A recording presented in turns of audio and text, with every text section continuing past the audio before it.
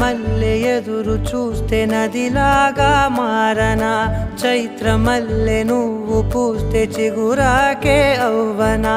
నన్నే వరించే యువరాజును అంట నీ యువరా